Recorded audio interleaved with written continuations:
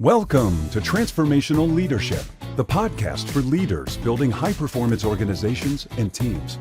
In every episode, you will hear from executives and transformation experts who've led with vision, executed under pressure, and delivered real, scalable, and impactful results.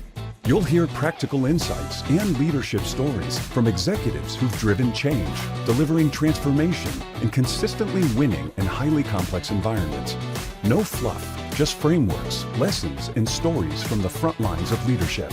If you're serious about building competitive impact through people, you're in the right place. Here is your host, Jeff Harnois.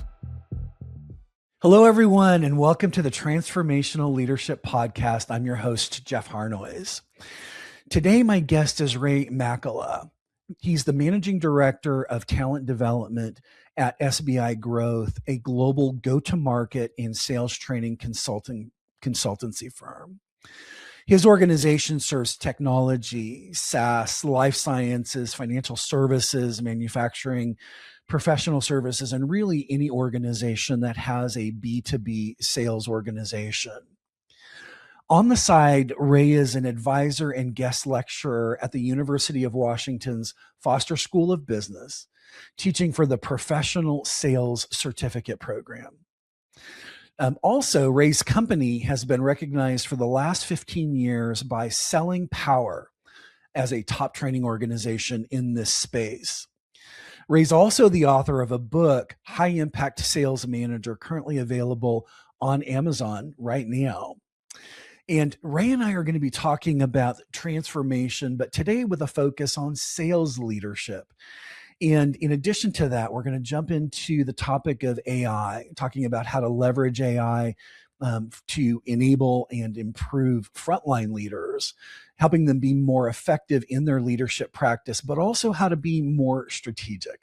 With that in mind, everyone, please join me in welcoming Ray Makela to the stage. Ray, very nice to see you. Yeah, Jeff, great to see you as well. And I really appreciate the invitation and the opportunity to speak with your audience today. I mean, I really appreciate that intro. I don't know if I can live up to it, but I will say these are topics we're really passionate about and spend a lot of time thinking about how do we help and enable, frontline leaders and help to grow the sales organization. So anxious to dive into it today. Yeah, me too. Really glad that you're here. Sales is such a passion area of my life's work. And when I think about leadership, not to get too esoteric, but people who aren't in sales roles, but if they're in leadership roles, are in fact in a sales role. They're having to sell ideas downward in organizations and upward in organizations. They're trying to influence decision making and outcomes. And sales is a component of that, even though they may not be recognized as such. So I'm very interested from a transformation standpoint for this conversation today. Why don't you tell us a little bit about SBI and what that organization is up to, and then we'll jump into the leadership component from there.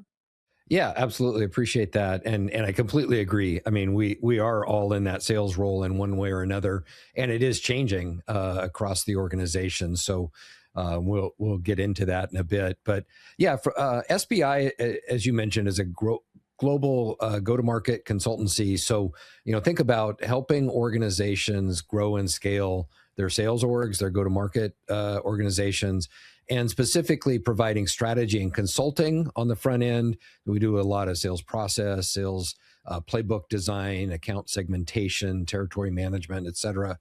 We have an advisory business, so where we sit alongside and help organizations by providing our research and advisors, helping them through those transitions. And then I represent the talent and training organizations. So we help enable and develop skills for frontline managers and individual contributors. And then we have a revenue technology business as well. So helping on the sales stack, revenue operations side. Yep. If we get a chance, I'd love to add just a quick overview of the revenue technology side. But before we get into that, I'd love to hear maybe your favorite win when we talk about transformation and leadership transformation. Without giving anything proprietary away, what's your favorite case study that you've worked on? Yeah, I mean, and there are a number of I guess memorable client engagements where we've really helped change the mindset of the manager from kind of that taskmaster or sometimes micromanager to really being more of a coach and a collaborative participant with the sales team. What I mean by that is, most managers feel like they're coaching, but a lot of times what they're doing is just telling their team what to do or taking over the deals, riding to the rescue. And so, I can think of one organization, a global Fortune 500 organization we worked with, where the CEO actually sat in on our sales coaching workshop. And he said, I'm so passionate about this. I want to see your coaching plans and I want to see your coaching visits. I want to see the results that you're doing going out into the field with your teams. And this was pre-AI, pre-conversational intelligence. They were actually going out and riding along with their teams. But he was so passionate, he really wanted to see. And of course, what the message that sent to the organization is, we're invested in this, we care about you, we want to see you do it. And as a result, they really changed the culture to be one where they were working with to help improve the performance of each rep versus just telling them how to close the deal, but working with them to make them more effective. And they really transformed the organization. I love this story, Ray, for a couple of reasons. One, the modeling element of it is applicable. We can remove the word sales and just say leadership here. That's exactly what we're looking for from a leadership standpoint. A taskmaster is absolutely the wrong mindset to be in, regardless of the discipline or the subject that you're leading. Helping understand where your team is today from a competency standpoint, understanding where they need to be, and then coaching them up into that, that desired state is really what transformation is all about. Can you go into a little bit about, what might be different from a sales perspective or unique to sales organizations when we talk about that kind of transformation? Yeah, I love that. I love that question because I think there is a difference. And we work with a lot of organizations where they may have done some coaching in the past, or they have, the grow model or some of these other techniques, but it's very high level, right? It's asking questions and coaching. But I think the frontline manager is fundamentally different in the challenge of coaching, where you're coaching deals to get them over the finish line, but you also have this whole skill set you need to coach on call planning and discovery questions and how you handle objections and how you negotiate. So it becomes very tactical in terms of some of those skills they need to coach on versus, saying, well, we're going to coach on your career development or, on your long-term plans. The other thing that unfortunately, the managers are presented with, the sales managers, is their results are very visible. So I don't know of any other organization where, the CEO may be looking at each territory and seeing how they're performing. And we can see whether your team is hitting their targets or not. And so they get a lot more scrutiny and pressure on that. And so, I think it is one of the hardest working roles and also one that gets a lot of visibility. So they're forced to perform. And really the only way to do that is to scale their team and make their team more effective. But I love that you focused on, helping them develop their skills and grow in the team versus just coming in and trying to close deals. And I think that's a challenge we see all the time, as the manager ends up being the super rep, and you can never scale that. And also it kind of undermines the rep, right? If you're taking over all of those big deals.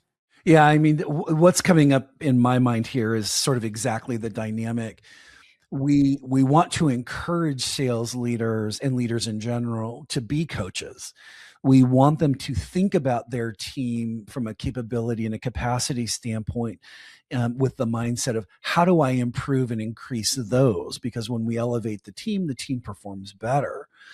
But in a sales role, there's kind of a lot at stake because they're very focused on deal flow. And so I'm certain that your clients are wrestling with, the desire to coach, but the demand to close. how do you coach around solving for that? Yeah, and I think they need to keep both in mind because otherwise they're not going to have a job, right? Um, but I think it's a longer term play, and we spend some time talking about the priority or importance versus the urgency. And I think a lot of times managers get stuck in the urgent, right? The client calls, or we got to close this deal, or there's a fire to put out. We need to spend time in that other quadrant, as Stephen Covey and I think Eisenhower talked about it too, right? Which is important, maybe not as urgent, but those are the things that if we do day in and day out, they pay dividends in the future. So, in other words, I don't have to coach today, or I don't have to train my team. But if I make time and protect that time, it's going to pay off in the future with a more effective team and more leverage. If I spend the day just fighting fires and telling my team what to do, I'm never going to get out of that daily grind, right? So I think that's a key aspect. That's interesting, and I think that modeling and the distinction between urgent and versus important. I think if I were in your shoes doing what you do, I would encourage a model of constant coaching in all situations and all scenarios. But if we balance constant coaching, which is in those, non-critical, we're not on critical path in the deal, and we take advantage of those opportunities. They're important, but they're not urgent. They're not, eminently closing or whatever. And we're filling that gap with coaching. It allows us to then pull back from a coaching standpoint and get more on the tactics and driving the deal forward in the times when that is urgent. And the rep is still not being left behind and uncoached and then underdeveloped as a result of that. Yeah, absolutely. And I think, the answer is we need to do both. And it's challenging because there's never enough time. We always hear, well, I don't have enough time to coach. Well, that's because you're doing your rep's job for them, right? Or you're not efficient in the way that you're approaching this. So what are those things that we can offload or deprioritize, right? The non-important. And even if they're urgent, but do you really need to respond to that today? Do you really need to go to that meeting, or, maybe it could be an email. So I think there are a lot of those, trade-offs to really focus on a longer term view to say this is going to make us more effective in the long run. It may be painful though, for a period of time.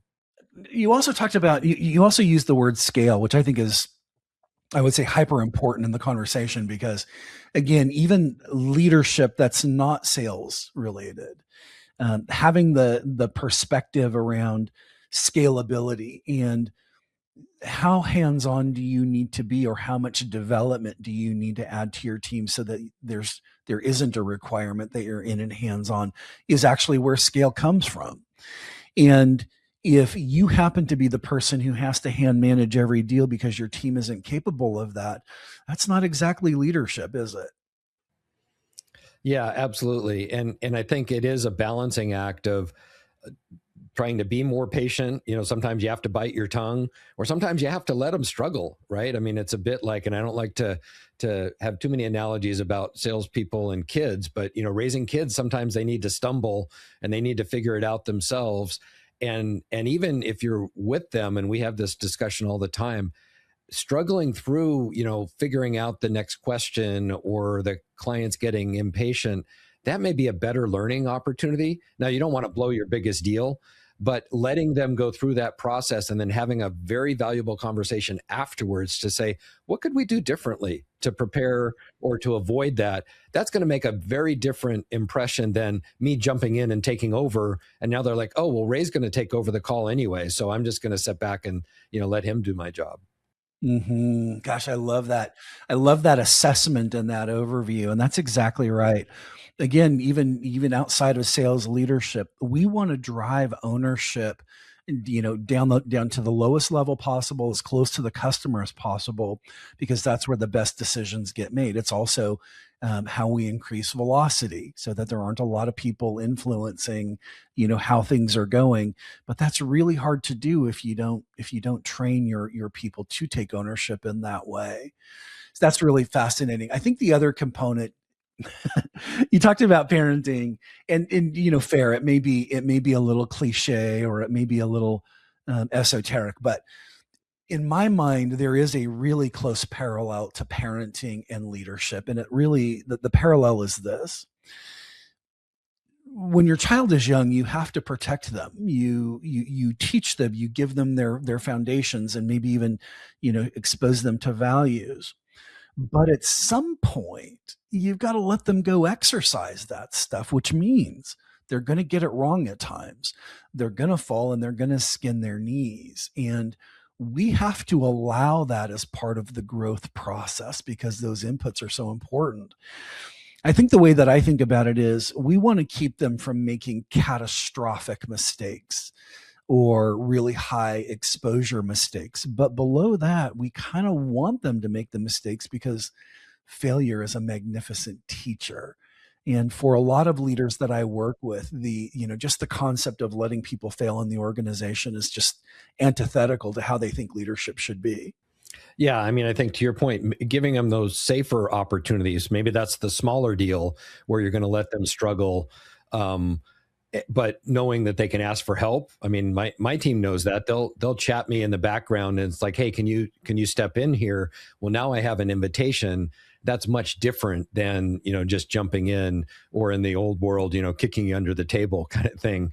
But I think that's absolutely right. We need to give them the opportunity, though, when they're newer, and we always talk about that. How do you allocate your coaching time? Boy, if they're being onboarded or they're a newer rep, they're going to get the benefit of the doubt. And so maybe that's we're selling with, or we're even modeling, right? We're going out and saying, hey, watch me, I'll lead this call. Now let's talk about it afterwards.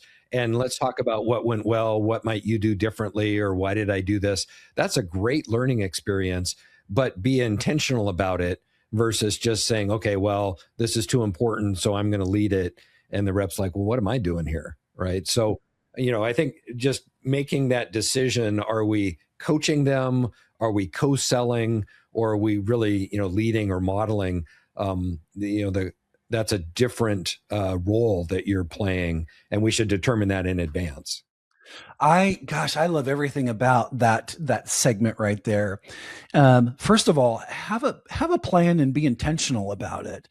Usually, the way that I coach on this is watch me, then work with me, then let me watch you.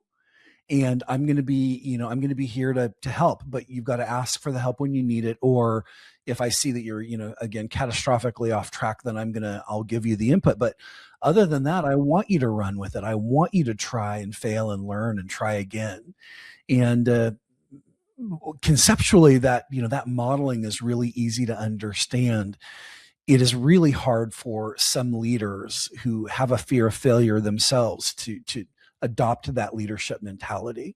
Yeah, I do think it takes a certain amount of confidence and kind of a long game to say, you know what, we may take some heat for this, or it may be uncomfortable, but it is the way to get out of that daily grind or that firefighting mode. It's the only way to get out, is to make your team more effective and let them. And I always say, if you feel like you need to jump in every time you're on a call with your reps, what's happening the 98% of the time you're not there? Right. So they're out there, they're doing whatever they're doing. But unless we observe and give them feedback and try to improve that, then they're out there training on the client. And, that's an expensive way to do training, is trial and error in front of the client. It takes a long time, and they may not get it right because they don't know what they don't know. Gosh, what a great observation. In fact, you can sort of use the demand as a bit of a diagnostic. If every single time we're on a sales call together, you're deferring to me, then I haven't done my job in up-leveling you to a place where you're confident enough to take the ball and run with it. Yeah, absolutely. That's really interesting. I want to, again, because you're a sales expert, I'd like to hear a little bit about assessing, and we can take this through all of the stages. How do you assess a prospect?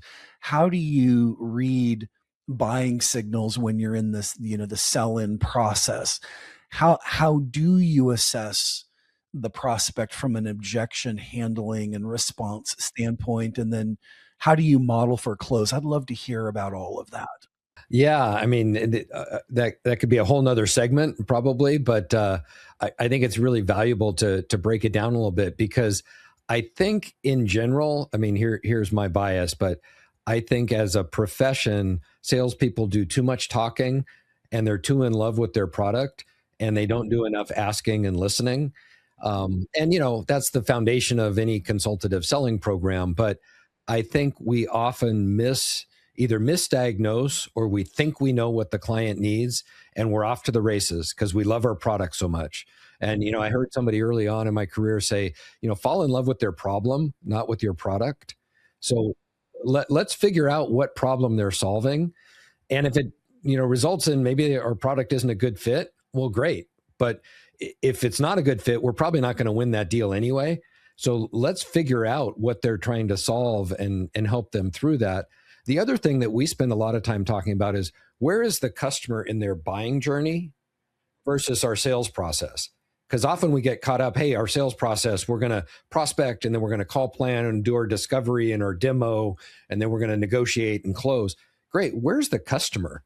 Like, are they still in the evaluating, understanding the environment, learning, and we need to educate them? Or do they already have an RFP and they've defined their requirements and they're just doing a bake-off?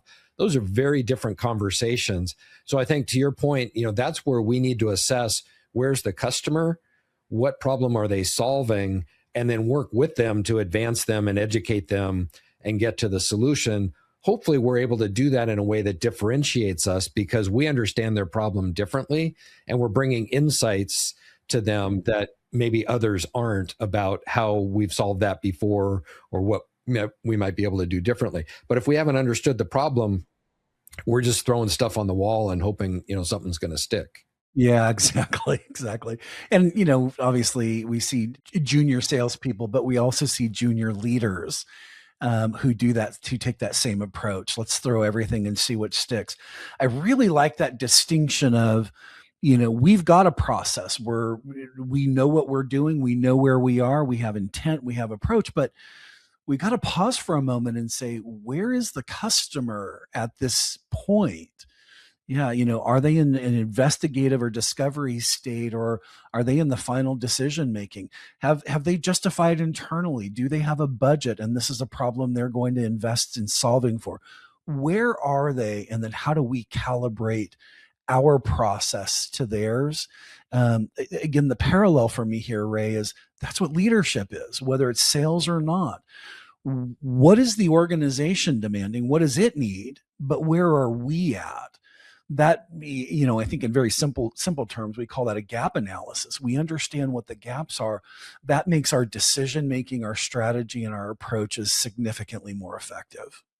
Yeah, absolutely. And we spend time on foundational skills like listening because it is so important to really understand. And I always say the customer will tell you how to sell to them if you shut up long enough and let them share what's important. And then we can align on that. How can we help, or maybe we can help educate them. This whole idea of, well, maybe we help direct them in a different area that is even more meaningful for them. Right now, we're partnering with them, but unless we take the time to understand where they are, then we really can't have that conversation.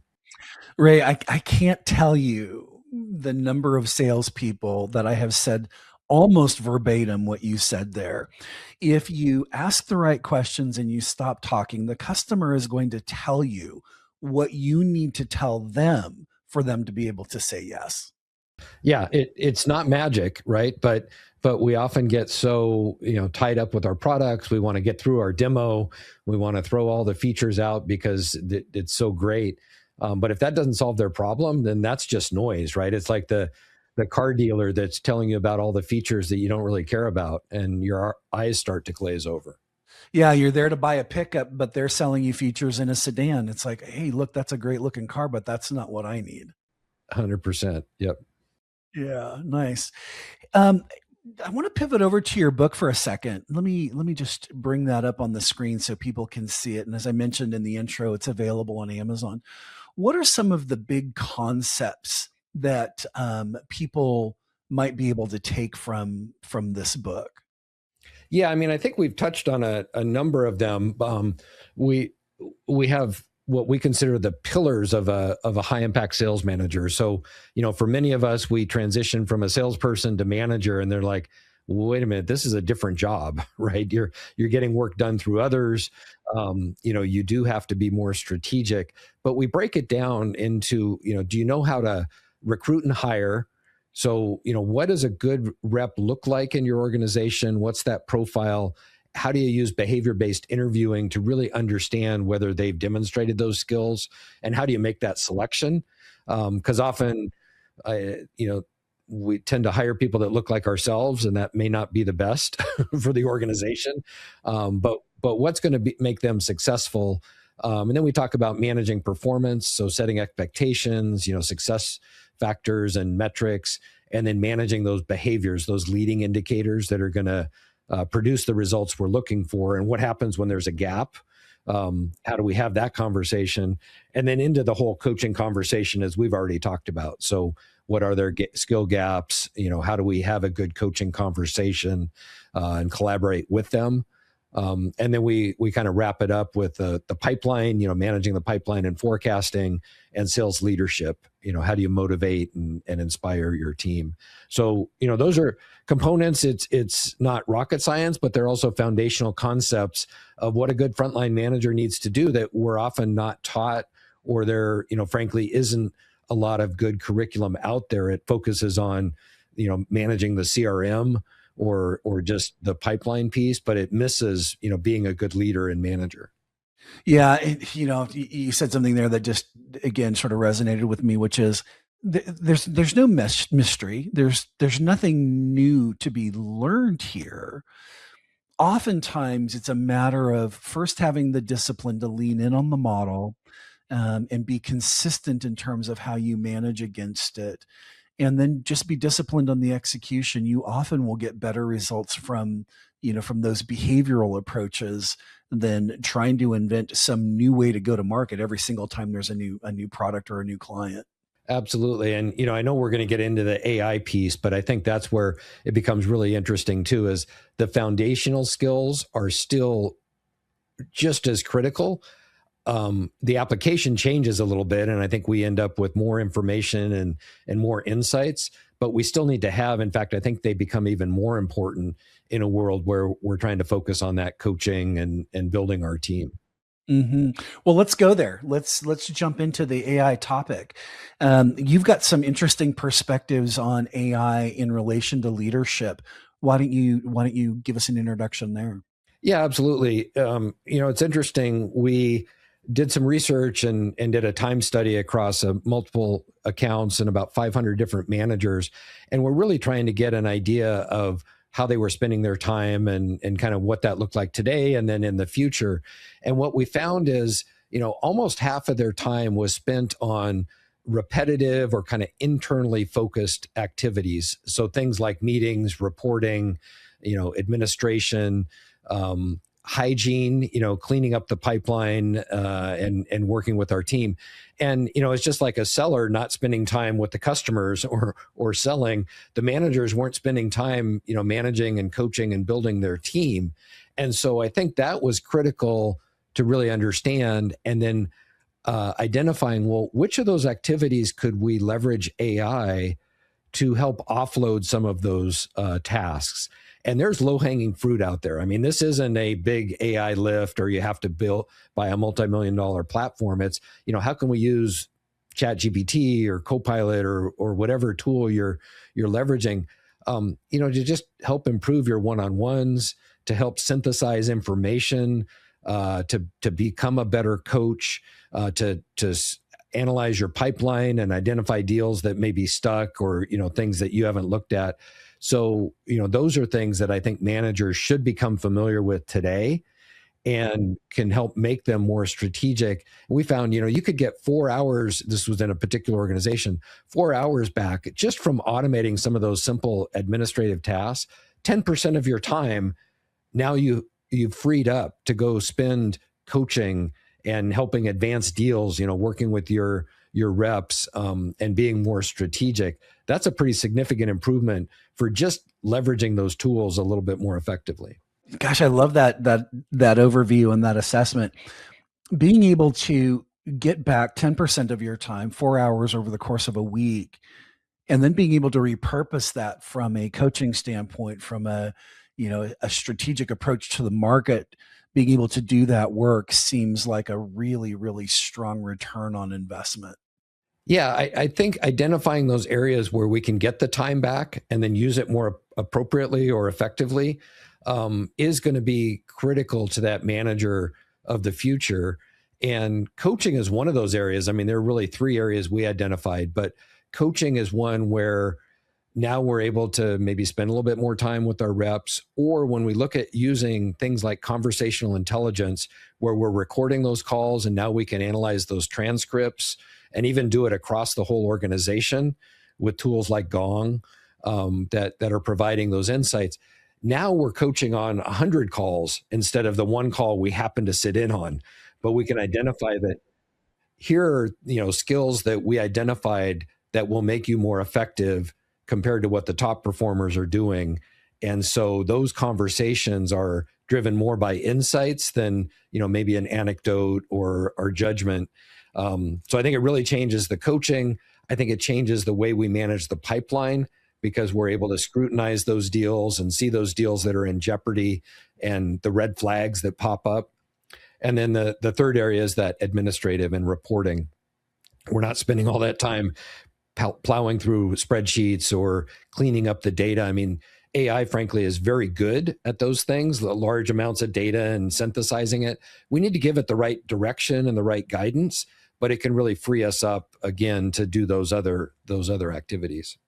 Wow, that's a phenomenal insight. What are some of your favorite tools? Not necessarily endorsements or recommendations, but what are the tools that you prefer to use? Yeah, I mean, I think being comfortable in your AI GPT of choice, so whether that's Claude or Chat GPT or Copilot, whatever the organization may use, but to be able to do your own, the organization may or may not support, but just getting comfortable. And like within Chat GPT, I have projects set up for all my clients, so that way I can go back to that thread and it knows what I've asked it. It knows the data I may have uploaded or the insights. Obviously, you need to make sure you're following privacy and security, considerations. But, frankly, I think they all have value and different advantages. So you kind of need to pick and choose or figure out one that works, but just use one. And even just synthesizing notes. I mean, I love taking a full transcript, an hour-long conversation, just say, can you give me the insights and the action items from this? And now, again, it has that. I can go back and query it and say, well, tell me, what did Jeff say about that? I forgot. So I think those are, really valuable. I think, the tools, the number of third-party apps, it's mind-boggling to keep up with. But I do think there's going to be a lot of consolidation, and, tools like the Gongs and a Lego from a sales enablement platform, and even Salesforce, as it starts to leverage those tools, they'll be embedded in there. But I don't think we can wait. Right? We can't wait for the organization to buy the latest and greatest. We need to kind of figure out how to make it work for us today. This is phenomenal, and the insights are excellent, right? What size organization should be reaching out to you? Because I think we're talking about AI, which is really when it's leveraged at scale is when it's most effective. What size organization would it make sense to reach out and connect with you for this kind of help? Yeah, I appreciate that question. And I mean, we work with all size organizations, as you mentioned. I would say our typical, ideal client, if you will, that can leverage us and get the most value, has a team that's large enough where they have complexity, where they have a number of people that need to be trained, or also it's not one leader, but multiple managers. Because, as we've talked about, we spend a lot of time with frontline managers. So being able to, leverage the insights. But I will say there's a ton of resources on our website, or I know we'll talk about people can connect with me. I'm happy to share resources regardless of the size of the organization. But we typically look at organizations that have, a sizable sales team. So 25 plus people on the seller side, where then they can adopt the training, maybe playbook, they're able to engage, and up to, hundreds or thousands where we're training the entire global sales team and sales leadership team. Well, that's excellent insight. And I have to tell you, I'm absolutely enjoying the conversation, and I think our audience will too. And I will show your LinkedIn address here in a little bit so people can reach out. But I've got a couple of questions I want to ask you, Ray, a little bit off the cuff. I don't mean to put you on the spot. Have some fun with them if you can. When you look back over your career, what was the best piece of advice you received and didn't take? Wow, received and didn't take. That's a great question. I'm trying to think. There's some that I probably guidance I got and did take that I appreciate. I think the idea of surround yourself with good people, or, even if you're determining organizations to go work for, I would say in some cases I followed that advice. In other cases I didn't, to my peril. So I think about, where either I fell in love with the company or thought it was great, but maybe I had some questions, and then you realize that really, it determines your quality of life, your work environment, your growth opportunities. If you don't feel comfortable with the leadership team or their ethics or their values, that can have a very significant impact. So I always, now look at beyond the product, beyond the marketplace, whatever whiz bang, great. Are these people I want to work with? I want to be around 10 hours a day, that I would trust to have my back. I think that's a critical recommendation. Boy, I couldn't agree with that more. In that same vein, if you had an individual or a group of individuals who were, just coming into your world, and I don't necessarily mean young people, it may be also people that are in career transition, but they're coming into your space. What one piece of advice would you give them to, help them be successful in this field? Yeah. Can I give two? You can. Yeah. Okay.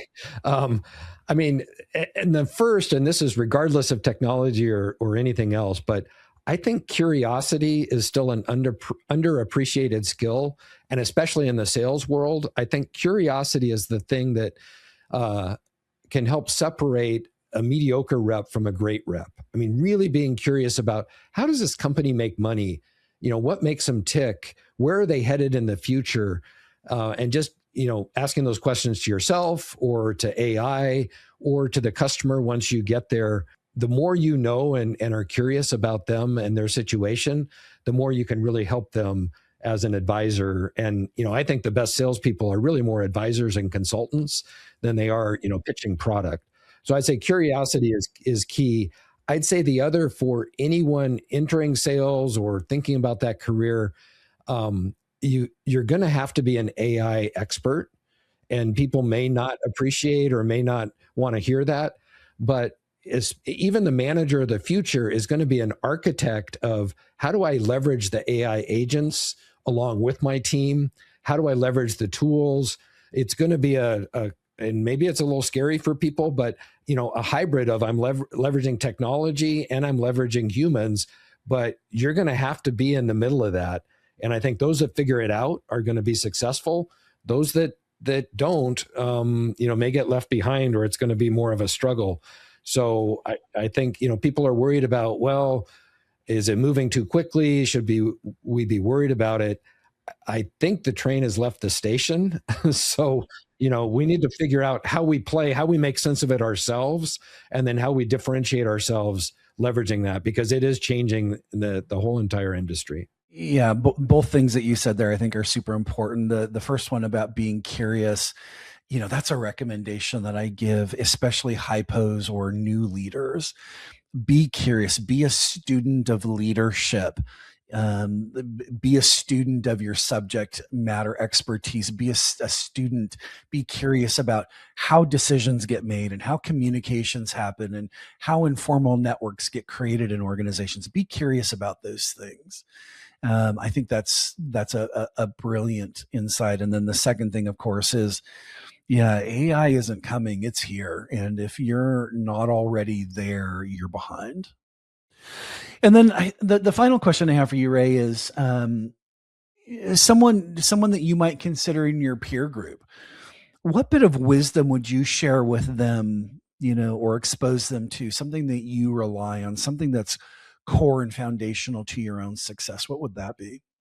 Yeah, another insightful question. At the end of the day, I think, I believe strongly that it is still a people business. And so the more we can understand our team and get to know them on a personal and professional level, what makes them tick, how they're motivated, why they're in this game, and what's going on, and not to be a shrink, but what's going on behind the scenes, right? And when they show up and have a bad day, I think that still matters, and that's something AI is not going to take over, at least not in the near term.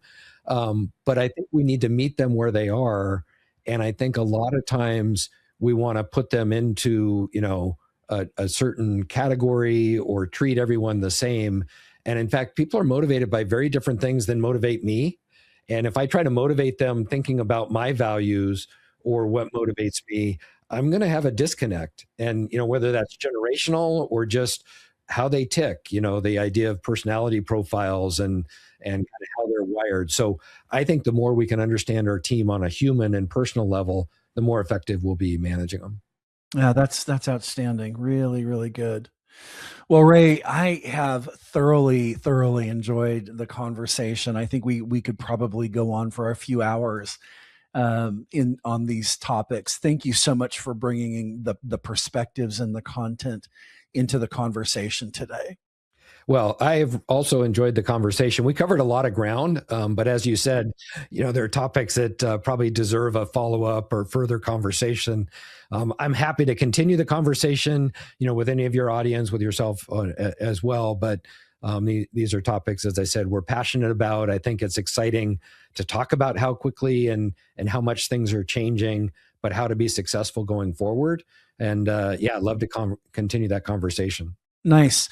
And so I understand you're open to people if they want to check in with you and, soundboard, brainstorm, hear about resources you may have available.